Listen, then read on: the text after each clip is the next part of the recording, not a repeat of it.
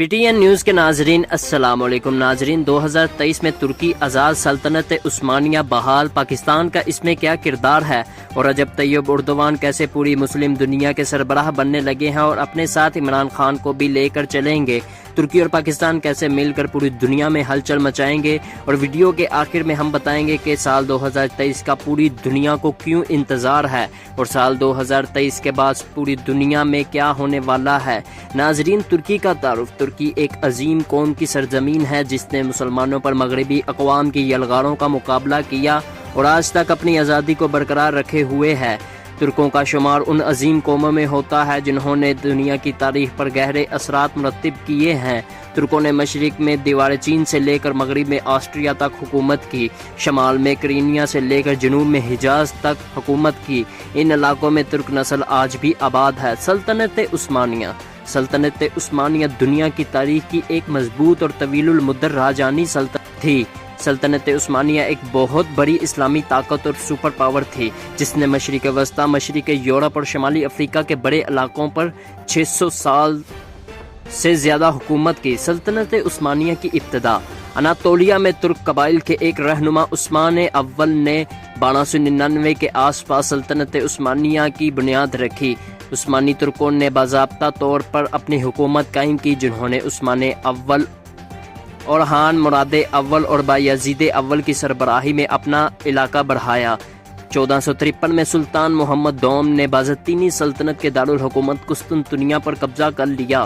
اس وقت آپ ترکوں کی قیادت کر رہے تھے۔ اس کے بعد سے آج تک ان کا نام سلطان محمد فاتح کے نام سے جانا جاتا ہے۔ اس طرح بازنطینی سلطنت کا 1000 سالہ دور ختم ہو گیا۔ قسطنطنیہ کی فتح نہ صرف مسلمانوں کی تاریخ بلکہ تاریخ عالم کے اہم ترین واقعات میں سے ہے۔ قسطنطنیہ اپنے عظیم الشان محل وقوع کی وجہ سے دنیا میں ہمیشہ سے ایک خصوصی اہمیت کا حامل رہا ہے۔ اس کا نصف حصہ ایشیا میں ہے اور نصف حصہ یورپ میں ہے۔ ان دونوں کو باسفورس جدا کرتی ہے۔ قسطنطنیہ دو بڑے اعظم یعنی ایشیا اور یورپ میں ایک سنگم کی حیثیت رکھتا ہے۔ اس طرح دو سمندروں یعنی بحیرہ روم اور بحیرہ اسود میں بھی ایک سنگم کی حیثیت رکھتا ہے۔ قسطنطنیہ جن 7 پہاڑوں پر آباد تھا ان سب کی چوٹیوں پر بڑے بڑے گنبدوں اور اونچے اونچے نوکیلے میناروں والی مسجدیں نمودار ہونا شروع ہو گئیں۔ اس طرح عیسائیت کا یہ سب سے بڑا مرکز اسلام کا رنگ اختیار کرنے لگ گیا، جس کی وجہ سے پہلے اس کا نام اسلام بول اور پھر استانبول رکھ دیا گیا۔ یہ نام بھی سلطان محمد نے رکھا اور اسے سلطنت عثمانیہ کا نیا دارالحکومت بنا دیا۔ وقت گزرنے کے ساتھ ساتھ استانبول میں تعلیمی ادارے، مدارس اور کتب خانہ بن گئے۔ استانبول تجارت اور ثقافت کا ایک غالب بین الاقوامی مرکز بن گیا۔ ناظرین، معاہدہ لوزان کیا ہے؟ معاہدہ لوزان 24 جولائی 1923 میں سوئٹزرلینڈ کے شہر لوزان میں ایک تاریخی معاہدہ ہوا جس کے نتیجے میں ترکی میں جمہوریت قائم ہو گئی۔ اس معاہدے کو 100 سال کے لیے ترکی میں نافذ کر دیا گیا۔ اس معاہدے لوزان میں یہ طے پایا گیا کہ ترکی اپنی سرزمین سے تیل نکالنے کی بجائے خریدے گا، باسفورس سے گزرنے والی جہازوں سے ٹیکس وصول نہیں کر سکے گا۔ دور خلافت کا خاتمہ کر دیا گیا اور سلطنت عثمانیہ کو ملک بردر کر دیا گیا۔ اس معاہدے کے بعد مصطفیٰ کمال اتا ترک نے ترکی کے پہلے صدر کی حیثیت سے خدمات سر انجام دی۔ انہوں نے ملک کو تیزی سے سیکولرائز کر دیا، جس میں یکجہتی کا حصول شامل تھا، مذہبی اور دیگر عنوانات کا خاتمہ، اسلامی عدالتوں کی بندش، لباس کا قانون اور خاندانی ناموں پر قانون بھی شامل تھا۔ سال 1946 میں انہی کی حکومت نے کثیر الجماعتی انتخابات کا انعقاد کیا جو ان کی پارٹی CHP نے جیت لیا۔ وہ 1950 تک ملک میں صدر کی حیثیت سے رہے۔ 1950 سے 1960 تک عدنان مینڈیرس کی حکومت رہی۔ 1960 سے لے کر 1974 تک 2 دفعہ فوج نے بغاوت کی اور مارشل لا لگا دیا۔ اسی دوران سویلین حکومت بھی آتی جاتی رہی۔ 1980 میں فوج نے تیسری دفعہ مارشل لا لگایا۔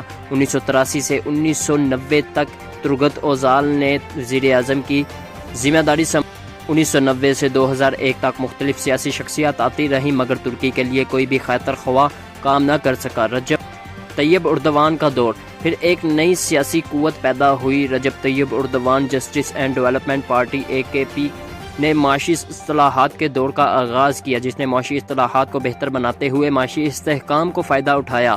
انہوں نے ترکی کی یورپی یونین میں داخلی اور سیاسی منظرنامے میں فوج کی مخالفت کو کم کیا۔ 2002 کے الیکشن میں رجب طیب اردوان نے پہلی بار پارٹی لیڈر کی حیثیت سے شمولیت اختیار کی۔ ان کی پارٹی 3 سے 34% کی شرح سے الیکشن کو جیت لیا۔ 2007 میں جب طیب اردوان الیکشن کے لیے نامزد ہوئے تو ملک میں جگہ جگہ مظاہرے ہونے لگے، احتجاج ریکارڈ ہونے لگے اور انہوں نے اپنی کرسی عبداللہ گل کے حوالے کر دی۔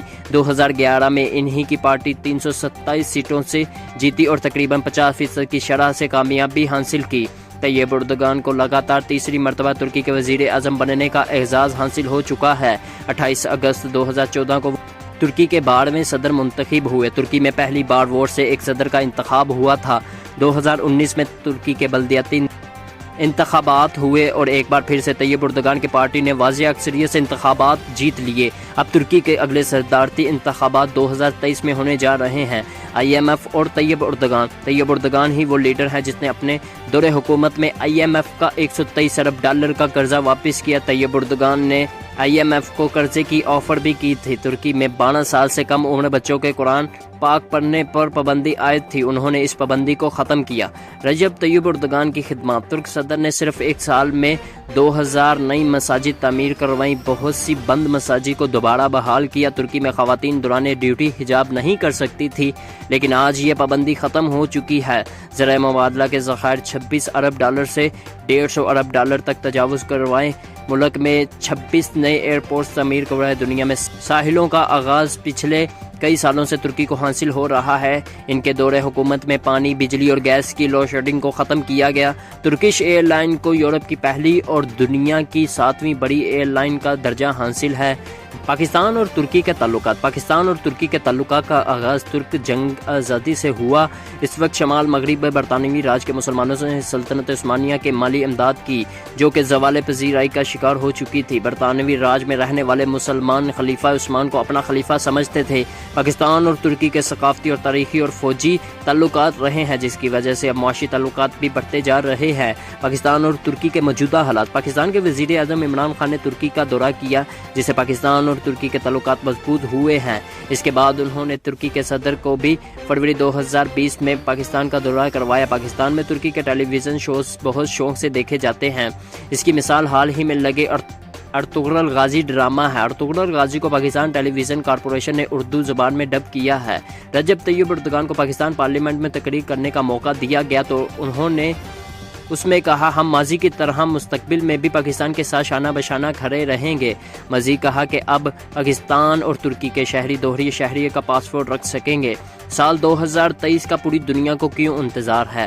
سال 2023 کا ساری دنیا کو بے چینی سے انتظار ہے، کیونکہ 2023 میں ترکی کا 100 سالہ معاہدہ لوزان ختم ہو رہا ہے۔ اس معاہدے نے ترکی پر بہت سی پابندیاں عائد کر رکھی ہیں۔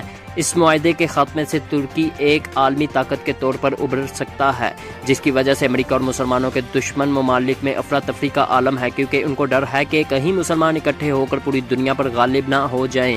اس وجہ سے امریکہ ترکی کو طرح طرح سے دھمکا رہا ہے۔ اس کے علاوہ ترکی کے لیے طرح طرح کے مسائل پیدا کر رہا ہے۔ وہ ترکی کو 2023 سے پہلے ہی کمزور بنانے کی کوشش میں ہے، لیکن ترکی کے صدر رجب طیب اردوغان ایک سچا پکا مسلمان ہے جو ترکی کے لیے نمایاں کام کر رہا ہے۔ طیب اردوغان یہود و نصارہ کی دھمکیوں کے آگے اپنے موقف پر ڈٹا ہوا ہے۔ دشمن ممالک ترکی کے حالات خراب کرنے کی مسلسل کوشش میں ہیں۔ سال 2023 کے بعد کیا ہوگا؟ سال 2023 کے بعد ناظرین بہت اہم تبدیلیاں ہونے والی ہیں، جس کی تیاری ترکی نے پہلے سے کر رکھی ہے۔ سال 2023 کے بعد پوری دنیا میں انقلاب برپا ہونے والا ہے۔ ترکی روس سے دفاعی نظام S-400 خرید رہا ہے۔ اس نظام کے نافذ سے ترکی کی حدودوں میں کوئی پرندہ بھی ترکی کی اجازت کے بغیر پر نہیں مار سکے گا، جسے امریکہ ناکام بنانے کی کوشش میں لگا ہے۔ امریکہ کی ان کوششوں کا طیب اردوغان منہ توڑ جواب دے رہا ہے۔ ترکی کے صدر رجب طیب اردوغان نے کہا ہے کہ سال 2023 کے بعد ترکی پہلے جیسا بیمار ملک نہیں رہے گا، بلکہ یہ ایک عالمی طاقت بن کر دنیا کی سرزمین پر ابھرے گا۔ معاشی حالات بہت اچھے ہو جائیں گے۔ ترکی کا پرانا خواب پورا ہونے جا رہا ہے۔ ترکی باسفورس سے گزرنے والی بحری جہازوں سے ٹیکس وصول کرے گا۔ ترکی قبرص کے مسئلے کو حل کرنے میں اپنا کردار ادا کرے گا، اپنے کھوئے ہوئے علاقے پانے کے لیے اپنی جان لگا دے گا۔ سلطنت عثمانیہ کے سلطان ترکی واپس آ سکیں گے، ملک میں اپنا تیل نکالے گا اور دوسرے ملکوں کو برآمدات کرے گا، اسلام کے نافذ اور خلافت کو بحال کر سکے گا، سیکولرزم سسٹم کا خاتمہ ہو جائے گا۔ ترکی اپنی سرزمین سے پٹرول نکالے گا، ایک نئی نہر کھود دے گا جو نہر السعود اور مرمرا کو باہم ملا دے گی۔ ترکی کے صدر اور ترکی کی عوام کو اور پوری مسلم دنیا کو 2023 کا بے تابی سے انتظار ہے۔ دوستو ہمارے چینل کو سبسکرائب کر دیں تاکہ ہماری آنے والی ویڈیوز بر وقت آپ تک پہنچتی رہیں۔